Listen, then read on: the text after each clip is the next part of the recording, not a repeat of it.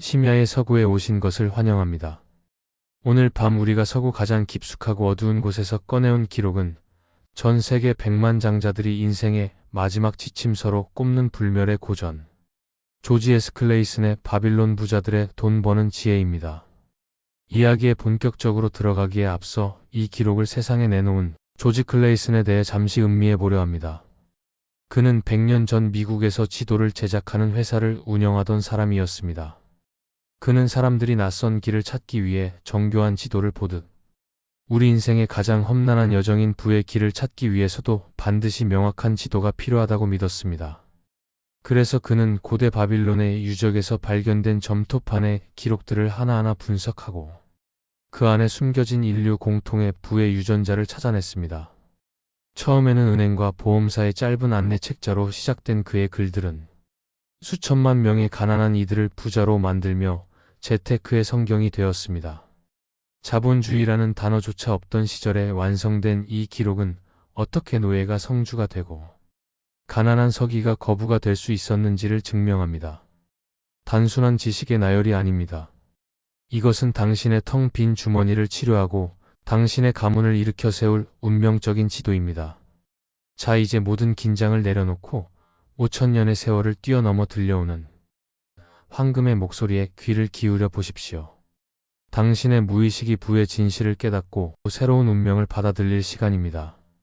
칠흑 같은 바빌론의 밤, 거대한 성벽 아래 전차 제조공 벤시르가 앉아 있습니다.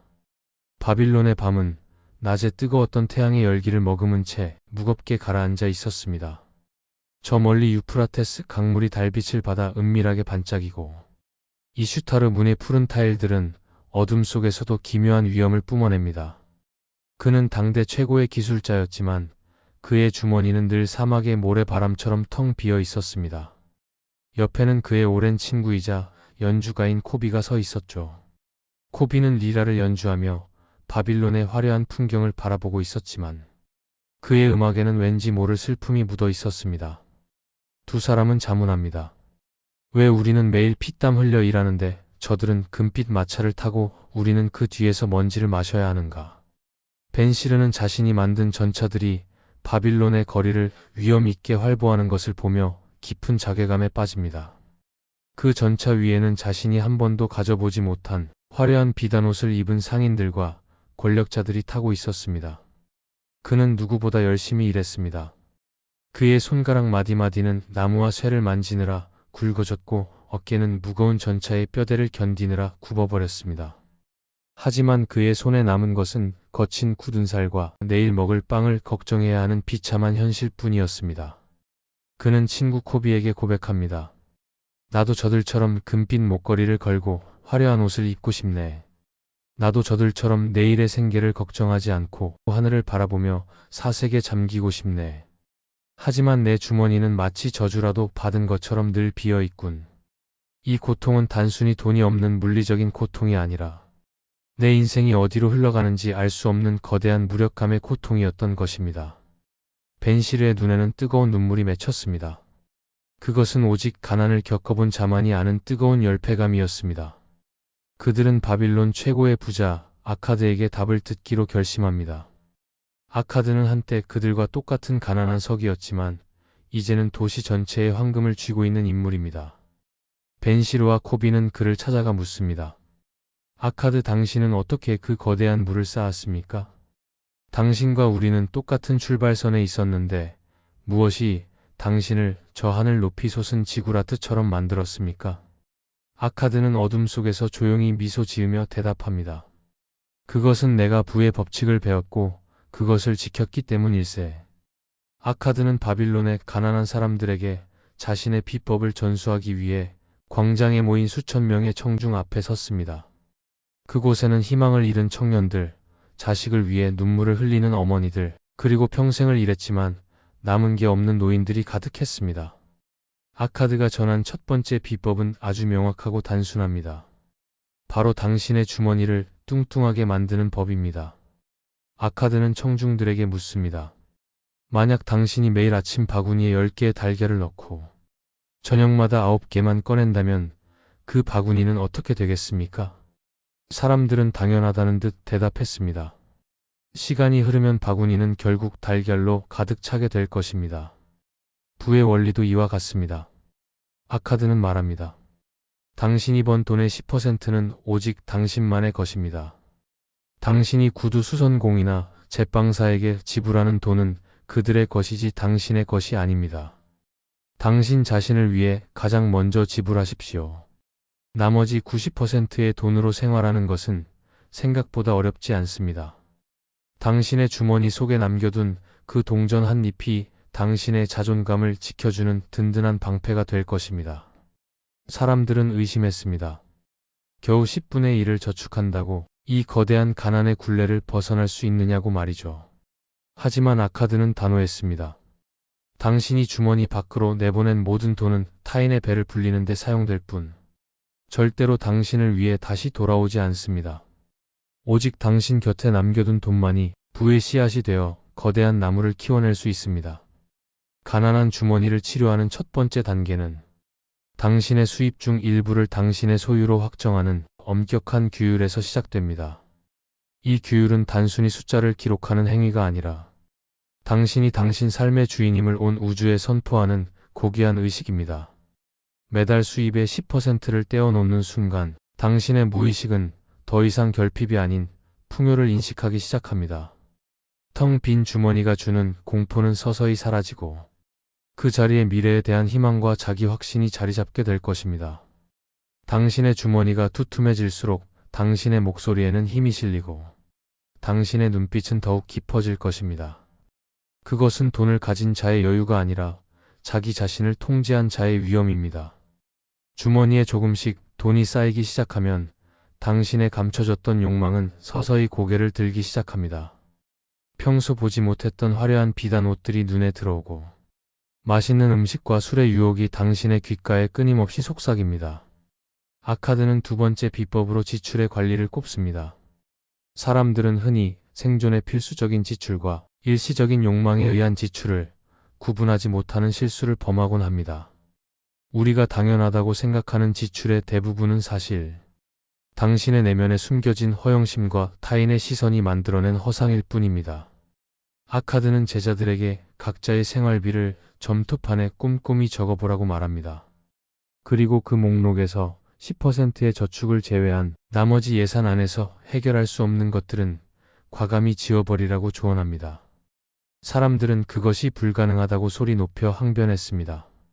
내 가족이 먹을 빵도 부족한데 어떻게 여기서 더 줄인단 말입니까? 아카드는 미소 지으며 차갑게 말했습니다. 당신이 더 많은 돈을 번다고 해서 지출이 저절로 줄어들지는 않습니다. 지출은 당신이 허용하는 한, 당신의 수입을 끝까지 따라붙어 잡아먹으려 하는 사악한 괴물과 같습니다. 당신의 욕망을 목록으로 적어보십시오. 그리고 그 중에서 당신의 주머니를 지켜줄 최소한의 예산 안에서 해결할 수 없는 것들은 과감히 포기하십시오. 그것이 당신을 진정한 자유로 안내할 것입니다. 부유함은 눈에 보이는 화려함이 아니라 당신의 주머니를 지키는 서늘하고 날카로운 절제력에서 나옵니다. 오늘 밤 당신의 영수증에 적힌 것들이 정말 당신의 삶에 필요한 영양분인지 아니면 잠시의 쾌락을 위해 당신의 소중한 미래를 태워버린 죄인지 깊이 사색해 보십시오. 욕망을 통제하는 자만이 황금을 소유할 자격을 얻습니다. 당신이 통제하지 못한 욕망은 결국 당신의 지갑을 뚫고 나가 당신을 영원한 노동의 굴레에 가둘 것입니다. 불필요한 지출을 줄이는 것은 인색함이 아니라 당신의 소중한 생명력을 보존하는 일입니다. 지출을 관리하는 것은 삶을 억제하는 것이 아니라 당신이 정말로 원하는 것에 집중하기 위한 선택과 집중의 과정입니다. 돈을 모으는 것만으로는 결코 부자가 될 수 없습니다. 아카드는 세 번째 비법으로 자본의 증식을 강조합니다. 주머니 속에 잠자고 있는 황금은 아무런 가치가 없는 차가운 금속 덩어리에 불과합니다. 그것은 단지 죽어있는 숫자에 지나지 않습니다. 그 황금들이 스스로 새끼를 치고 그 새끼들이 다시 새끼를 치게 만들어야 합니다. 당신의 황금이 당신을 위해 헌신하는 충성스러운 노예가 되게 하십시오. 아카드는 자신이 처음 모은 돈을 방패 제조공에게 빌려주어 정당한 이자를 받았던 경험을 이야기합니다. 그 이자가 다시 수익을 낳고 그 수익이 거대한 강물이 되어 자신에게 돌아왔을 때 비로소 그는 부의 궤도에 올랐다고 말하죠. 당신이 깊은 잠에 빠져있는 사이에도 당신의 돈이 쉬지 않고 일하게 만드는 견고한 시스템을 구축하십시오. 그것이 5000년 전 바빌론에서 발견한 자본주의의 정수입니다. 당신의 황금은 시간이 흐를수록 더 강력한 군대가 되어야 합니다. 처음에는 작은 이자로 시작하겠지만 복리의 마법이 작동하기 시작하면 그 흐름은 누구도 막을 수 없는 거대한 파도가 됩니다. 자산이 스스로 자라나는 것을 지켜보는 기쁨은 그 어떤 소비의 쾌락보다 훨씬 더 깊고 지속적인 만족감을 줍니다. 당신의 주머니 속에 갇혀있는 돈들을 세상 밖으로 내보내십시오. 단 그들이 당신을 위해 더 많은 친구를 데려올 수 있는 안전한 곳으로 보내야 합니다. 가치 있는 일에 투자된 돈은 주인의 지혜만큼 성장합니다. 부자가 되는 길은 단순히 돈을 많이 버는 것이 아니라 돈이 당신을 위해 일하게 만드는 지배력을 갖는 것입니다. 노동으로 버는 돈은 육체의 한계에 갇혀 있지만 지혜로 일하게 만드는 돈은 우주의 무한한 확장성에 닿아 있습니다. 당신의 황금이 낳은 새끼들이 다시 당신을 위해 일하게 될 때 당신은 비로소 진정한 부의 주인이 됩니다. 부를 쌓는 과정에서 가장 위험한 것은 당신의 내면에 숨겨진 탐욕입니다. 아카드는 네 번째 비법으로 보물의 수호를 꼽습니다. 사람들은 높은 수익률이라는 달콤한 유혹에 빠져 원금을 잃는 어리석은 결정을 내리곤 합니다. 아카드는 경고합니다. 보석을 사고 싶다면 보석상에게 가야지. 벽돌공에게 보석의 가치에 대해 묻지 마십시오. 벽돌공은 벽돌에 대해서는 전문가일지 모르나 보석의 진위와 가치에 대해서는 아무것도 모릅니다. 당신이 힘들게 모은 소중한 자산을 투자할 때는 반드시 그 분야에서 수십 년간 잔뼈가 굵은 진짜 전문가에게 조언을 구하십시오. 원금의 안전이 보장되지 않는 투자는 투자가 아니라 도박이며 당신의 전 생애를 건 위험한 게임일 뿐입니다. 당신의 황금을 탐내는 사기꾼들과 당신 자신의 무지로부터 당신의 보물을 지키는 것. 그것이 부를 유지하는 가장 중요한 방어 기제입니다. 당신의 자산이 안전하게 보호받을 때만 복리의 마법은 비로소 작동하기 시작합니다. 신중함은 겁쟁이의 태도가 아닙니다. 그것은 자신의 자산을 존중하고 사랑하는 지혜로운 자의 가장 강력한 무기입니다. 공짜 점심은 이 세상 어디에도 없습니다. 지나치게 좋아 보이는 기회는 반드시 그 이면에 당신의 목숨을 앗아갈 치명적인 독을 품고 있습니다. 당신의 황금은 당신이 지켜주지 않으면 언제든 날개 돋친 듯 사라질 준비를 하고 있습니다. 당신의 보물이 견고한 성벽 안에 있을 때 당신의 마음도 비로소 평온을 얻게 될 것입니다. 잃지 않는 투자가 결국 가장 큰 수익으로 돌아온다는 사실을 잊지 마십시오. 무지한 열정보다 차가운 신중함이 당신의 창고를 더 풍요롭고 단단하게 만들 것입니다. 투자의 첫 번째 규칙은 돈을 잃지 않는 것이고 두 번째 규칙은 첫 번째 규칙을 절대 잊지 않는 것입니다. 다섯 번째 비법은 당신의 거주지에 관한 이야기입니다. 아카드는 모든 사람이 자신만의 집을 소유해야 한다고 말합니다. 임대료로 나가는 돈은 결국 타인의 주머니를 채워주는 사라지는 비용이지만 당신의 집을 짓기 위해 지불하는 비용은 미래의 든든한 자산이 됩니다. 당신과 당신의 가족이 안심하고 머물 수 있는 공간이 있을 때 당신의 마음은 평온해지고 더 창의적인 경제 활동에 집중할 수 있습니다. 바빌론의 시민들은 자신의 뜰에 있는 무화과나무 아래에서 가족과 함께 시간을 보낼 때 가장 큰 행복을 느꼈습니다. 당신의 거주 공간을 단순히 잠을 자는 곳이 아닌 당신의 자산 가치를 높여주는 전략적인 투자처로 생각하십시오.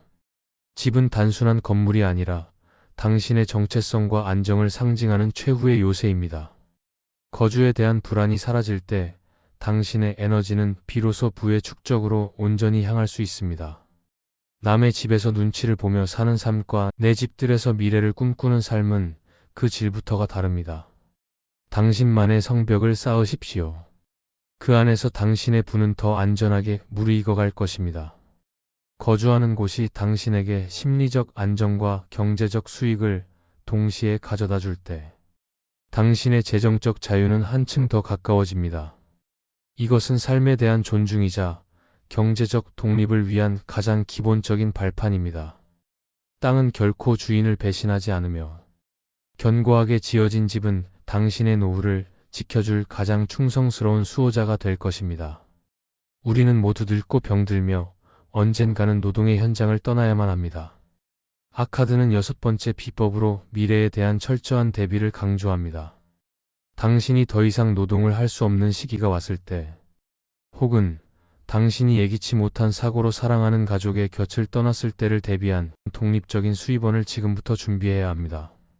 그것은 부동산 임대료가 될 수도 있고 정기적인 이자 수입이나 연금이 될 수도 있습니다. 부자가 될 징조를 가진 사람들은 오늘만 보지 않습니다. 그들은 10년 뒤, 20년 뒤의 자신을 현재의 자아처럼 애정 어린 눈으로 돌봅니다. 늙어버린 당신이 과거의 당신을 원망하게 만들지 마십시오. 당신이 젊고 건강할 때 미래를 위해 지불하는 비용은 나중에 당신의 노년을 지탱해줄 가장 든든한 버팀목이 될 것입니다. 오늘 당신이 심은 한 그루의 작은 묘목이 훗날 당신에게 시원한 그늘과 풍성한 열매를 제공할 것임을 조금도 의심하지 마십시오. 미래의 당신이 오늘의 당신에게 감사할 수 있도록 지금부터 준비하십시오. 준비되지 않은 미래는 공포와 구걸의 연속일 뿐이지만 대비된 미래는 평온한 안식과 존엄입니다. 당신의 수입이 정점에 있을 때 가장 낮은 곳을 준비하는 지혜를 가지십시오. 그것이 당신의 가문을 영원히 지탱해줄 비결입니다. 시간이 흐를수록 가치가 높아지는 자산에 주목하십시오. 그것이 당신의 노후를 화려한 금빛으로 물들여줄 것입니다. 죽음 이후에도 가족을 지켜줄 수 있는 경제적 장치를 마련하는 것. 그것이 한 인간으로서 가질 수 있는 가장 숭고한 책임입니다. 7번째이자 가장 근본적인 비법은 바로 당신 자신에 대한 투자입니다. 아카드는 수익을 내는 능력을 키우는 것이 모든 부의 시작이라고 말합니다. 더 많이 배우고 더 숙련된 기술을 익히며 자신의 가치를 높이는 데 절대 인색하지 마십시오. 당신의 지능과 기술은 세상에 그 어떤 도둑도 뺏어갈 수 없는 당신만의 절대적인 자산입니다. 아카드는 서기 시절부터 어떻게 하면 더 빨리 더 정확하게 점토판을 새길 수 있을지 밤잠을 설쳐가며 고민했습니다. 그 작은 차이가 그를 남들보다 더 많은 보상을 받게 했고 결국 최고의 부자가 되는 결정적인 밑거름이 되었죠. 당신 스스로가 부의 그릇이 되지 않으면 하늘에서 아무리 많은 황금이 쏟아져도 결코 당신의 것으로 담아낼 수 없습니다. 당신의 그릇을 키우십시오. 그것이 5000년 전 바빌론이 우리에게 남긴 마지막이자 최고의 비법입니다. 세상이 아무리 변하고 시장이 요동쳐도 당신의 실력은 변하지 않는 가치를 발휘할 것입니다. 당신 자신을 가장 강력한 수익 창출 기계로 만드십시오. 배움을 멈추는 순간 당신의 부도 성장을 멈춥니다. 자신에게 투자하는 돈은 세상에서 가장 수익률이 높은 투자입니다. 당신의 지혜가 깊어질수록 당신의 황금도 깊어질 것입니다. 스스로의 가치를 높이는 일에 게으른 사람은 결코 부의 정상에 오를 수 없습니다. 당신의 재능을 연마하고 지식을 넓히는 일에 온 마음을 다하십시오. 사람들은 성공한 부자들을 보며 운이 좋았다고 쉽게 말합니다. 하지만 아카드는 행운의 여신은 오직 행동하는 자에게만 미소 짓는다고 단언합니다. 기회는 모든 사람의 앞을 공평하게 지나가지만 오직 준비된 자만이 그 기회의 뒷덜미를 날카롭게 낚아챕니다. 당신이 완벽한 기회를 기다리며 망설이는 동안 행운은 이미 다른 사람의 손을 잡고 멀어져 갑니다. 미루는 습관은 부의 가장 큰 적이자 당신의 인생을 갉아먹는 좀벌레와 같습니다. 할 수 있을 때 시작하고 결정해야 할 때 과감히 결정하십시오. 바빌론의 시장에는 수많은 기회가 널려 있었지만 그것을 자신의 것으로 만든 사람은 오직 즉각적으로 움직인 행동가들이었습니다. 당신이 오늘 밤 이 이야기를 듣고 마음속으로만 생각하지 않고 작은 결심 하나라도 실제 실행에 옮긴다면 당신은 이미 행운의 여신과 조우할 준비를 완벽히 마친 셈입니다. 행운은 정체된 곳이 아니라 흐르는 곳으로 찾아옵니다. 당신의 발걸음 소리가 행운을 불러오는 종소리가 될 것입니다. 주저함은 가난의 징조이고 결단력은 부의 신호입니다. 완벽한 순간을 기다리지 마십시오. 지금 이 순간을 당신이 완벽하게 만드는 것입니다. 행운은 결코 게으른 자의 침대 위로 떨어지지 않습니다. 조지 클레이스는 우리에게 부의 지도를 선물하며 강조했습니다. 지도는 보는 사람의 것이 아니라 그 지도를 따라 직접 걷는 사람의 것이라고 말이죠. 5000년 전 바빌론의 광장에서 아카드가 외쳤던 이 7가지 비결은 현대의 마천루 숲속에서도 여전히 유효한 진리입니다. 돈의 심리학을 넘어서 돈의 법칙을 이해하는 자만이 자본의 주인으로 군림할 수 있습니다. 당신의 주머니가 지금 비어 있다고 해서 절망할 필요는 없습니다. 오히려 그 빈 공간은 앞으로 채워질 황금을 위한 축복받은 여백일 뿐입니다. 지혜를 얻은 당신에게 가난은 이제 지나가는 소나기에 불과합니다. 당신은 이제 주머니를 채우고 지출을 통제하며 황금을 일하게 하는 법을 배웠습니다. 만약 당신 앞에 황금이 가득 든 주머니와 부의 법칙이 적힌 점토판 중 하나를 고르라면 당신은 무엇을 선택하겠습니까? 어리석은 자들은 당장의 화려한 황금을 선택하고 금방 탕진해버린 뒤 다시 가난의 늪으로 빠져들지만 지혜로운 자는 법칙이 새겨진 점토판을 선택하여 평생 마르지 않는 샘물을 가집니다. 조지 클레이슨이 우리에게 전하고자 했던 진심도 바로 이것입니다. 당장의 수익보다 더 중요한 것은 부를 만들어내는 원리를 당신의 것으로 만드는 일입니다. 원리를 깨우친 자는 사막 한가운데서도 황금을 길어 올릴 수 있습니다. 지혜는 황금보다 귀하고 명철을 얻는 것은 은을 얻는 것보다 낫습니다. 지금까지 우리가 나눈 7가지 비법은 바로 그 지혜의 점토판입니다. 돈은 그 자체로 목적이 아니라 당신의 지혜와 절제가 만들어낸 필연적인 결과물일 뿐입니다. 이제 당신의 마음속 깊은 곳에 그 점토판을 하나하나 새기십시오. 이것은 당신의 운명을 바꿀 첫 번째 이정표입니다. 바빌론의 모래바람은 지나갔지만 그들이 남긴 황금의 법칙은 이제 당신의 무의식 속에서 찬란하게 빛나기 시작할 것입니다. 당신은 이미 부의 길로 들어섰습니다. 이제 필요한 것은 멈추지 않는 발걸음뿐입니다.